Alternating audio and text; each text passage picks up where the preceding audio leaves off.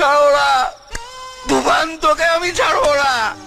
শালা পুরো বিধানসভা করে দিল।